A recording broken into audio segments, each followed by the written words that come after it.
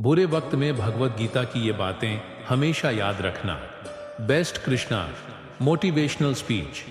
जीवन में कभी कभी ऐसे क्षण आते हैं जब हम अपने आप को पूरी तरह से हारा हुआ महसूस करते हैं, जब लगता है कि सारी दुनिया हमारे खिलाफ है, जब हर रास्ता बंद दिखता है और जब हमारा मन इतना भारी हो जाता है कि आगे बढ़ने की हिम्मत ही नहीं होती।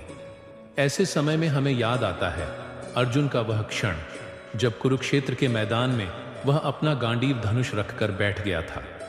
हजारों साल पहले महाभारत के युद्ध से ठीक पहले अर्जुन भी इसी तरह टूट गया था।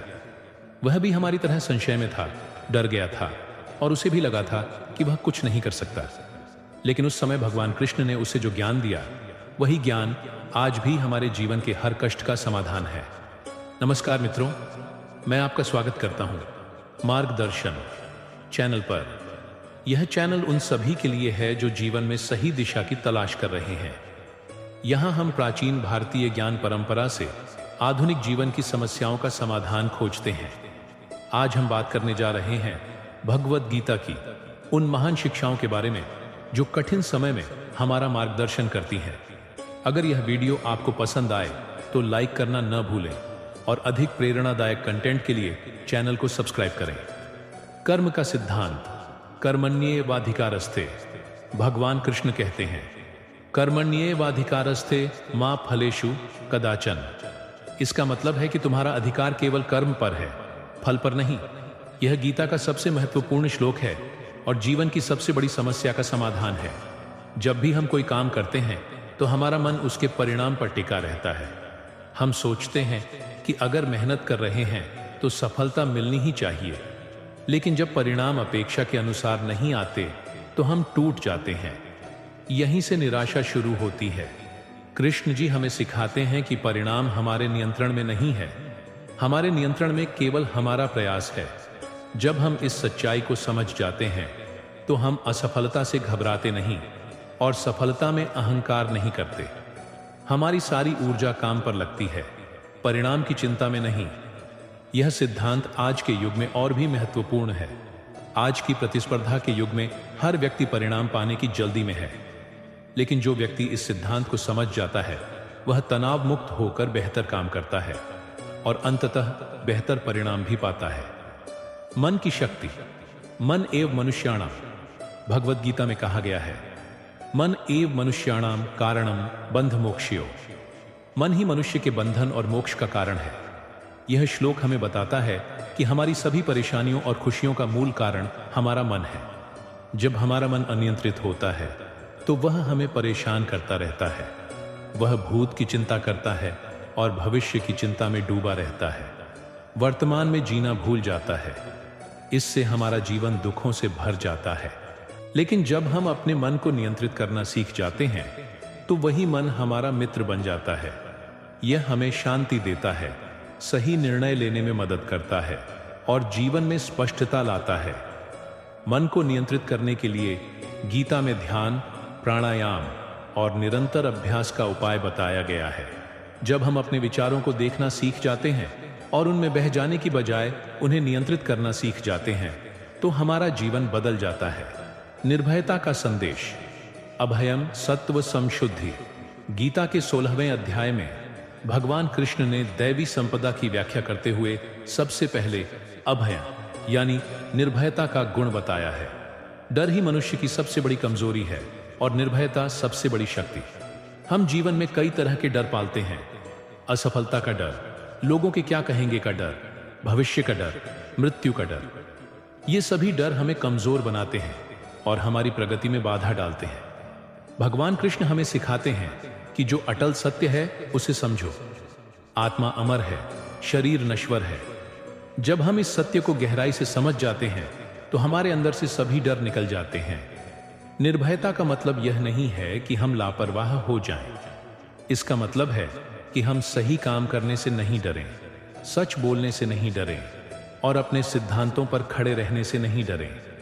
जब हम निर्भय हो जाते हैं तो हमारे अंदर एक अलग ही आत्मविश्वास आता है। समत्व की शिक्षा, समत्वम योग। उच्चते भगवत गीता का एक महत्वपूर्ण सिद्धांत है समत्व या समानता। समत्व योग उच्चते। समत्व को ही योग कहा गया है। इसका अर्थ है सुख दुख, हानि लाभ, जय पराजय में समान भाव रखना। जीवन में उतार चढ़ाव आते रहते हैं, कभी अच्छा समय होता है, कभी बुरा। समस्या यह है कि हम अच्छे समय में बहुत खुश हो जाते हैं और बुरे समय में बहुत दुखी।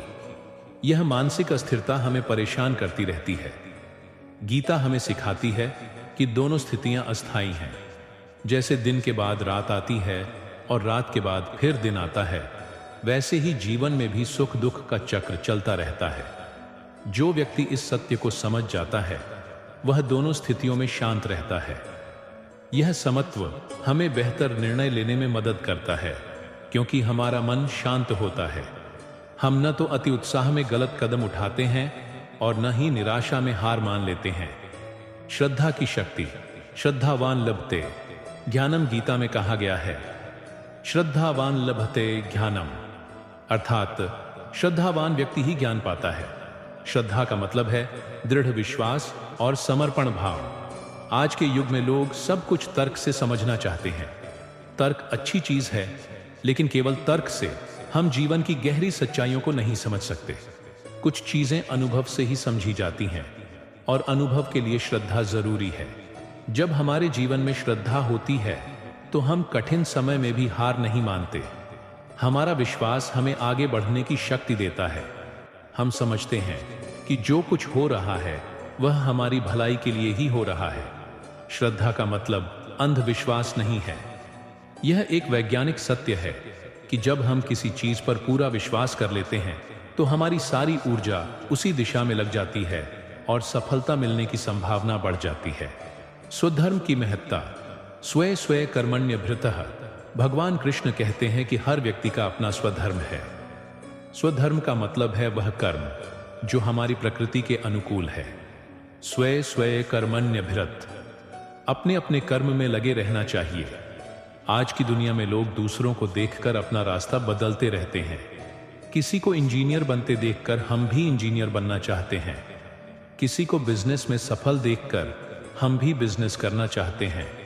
लेकिन हम यह भूल जाते हैं कि हर व्यक्ति की अपनी क्षमता और प्रकृति अलग होती है। गीता हमें सिखाती है कि दूसरों की नकल करने से अच्छा है अपने स्वधर्म का पालन करना। जब हम अपनी प्रकृति के अनुसार काम करते हैं तो हमें उसमें आनंद आता है।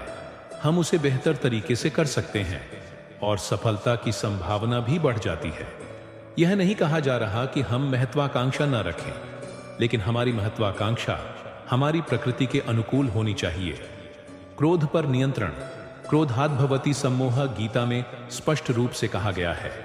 क्रोधात् भवति सम्मोह, सम्मोहात् स्मृति विभ्रम। क्रोध से मोह पैदा होता है, मोह से स्मृति का नाश होता है और स्मृति के नाश से बुद्धि नष्ट हो जाती है। क्रोध मनुष्य का सबसे बड़ा शत्रु है। जब हम गुस्से में होते हैं तो हम वह सब कुछ करते और कहते हैं जिसका बाद में पछतावा होता है। क्रोध हमारी निर्णय लेने की शक्ति को नष्ट कर देता है। भगवान कृष्ण हमें बताते हैं कि क्रोध कामना से पैदा होता है। जब हमारी कोई इच्छा पूरी नहीं होती तो हम गुस्सा हो जाते हैं। इसलिए क्रोध पर नियंत्रण पाने के लिए हमें अपनी अपेक्षाओं को नियंत्रित करना होगा। क्रोध को नियंत्रित करने के लिए गीता में कई उपाय बताए गए हैं। सबसे पहले हमें अपने क्रोध को पहचानना होगा।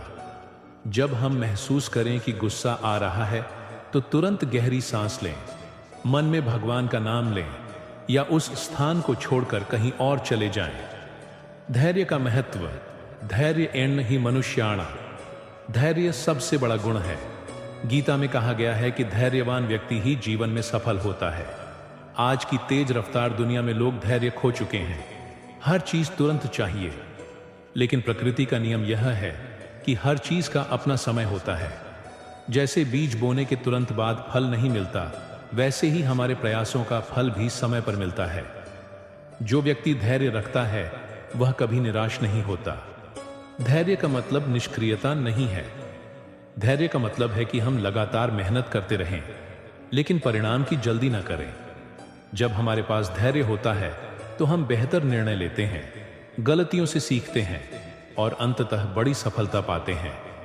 कई महान व्यक्तित्वों की जीवनी पढ़ें तो पता चलता है कि उनकी सफलता के पीछे धैर्य का बहुत बड़ा योगदान था। वे असफलताओं से हार नहीं मानते थे और लगातार प्रयास करते रहते थे। विनम्रता की शक्ति, अमानित्वम अदम्भित्वम। भगवत गीता में ज्ञान के लक्षण बताते हुए भगवान कृष्ण कहते हैं, अमानित्वम अदम्भित्वम, यानी विनम्रता और सादगी। यह बताता है कि असली ज्ञान हमें विनम्र बनाता है, अहंकारी नहीं। आज की दुनिया में लोग सोचते हैं कि अगर विनम्र रहेंगे तो दूसरे हमें कमजोर समझेंगे, लेकिन सच्चाई यह है कि विनम्रता असली शक्ति का प्रतीक है। जो व्यक्ति अपने आप में आश्वस्त होता है वही दूसरों के साथ विनम्रता से पेश आ सकता है। विनम्रता हमारे संबंधों को बेहतर बनाती है। जब हम दूसरों के साथ विनम्रता से पेश आते हैं तो वे हमारी बात सुनने को तैयार होते हैं, हमारा प्रभाव बढ़ता है और लोग हमारे साथ काम करना पसंद करते हैं। विनम्रता का मतलब कमजोरी नहीं है। हम अपने सिद्धांतों पर दृढ़ रह सकते हैं और साथ ही विनम्र भी हो सकते हैं। विनम्रता हमें दूसरों से सीखने में मदद करती है और हमारा निरंतर विकास होता रहता है। आत्मविश्वास, आत्मा व अरे द्रष्टव्य। गीता की सबसे महत्वपूर्ण शिक्षा है आत्मज्ञान। आत्मा व अरे द्रष्टव्य। आत्मा को जानना चाहिए। जब हम अपनी वास्तविक प्रकृति को समझ जाते हैं तो हमारे अंदर अटूट आत्मविश्वास आता है। हम सभी के अंदर असीम शक्ति है। हम सभी के पास वह सब कुछ है जो एक सफल और खुशहाल जीवन के लिए जरूरी है। समस्या यह है कि हमें अपनी इस शक्ति का एहसास नहीं है। जब हमें अपनी वास्तविकता का ज्ञान हो जाता है तो हम समझ जाते हैं कि हम सिर्फ शरीर नहीं हैं, हम आत्मा हैं।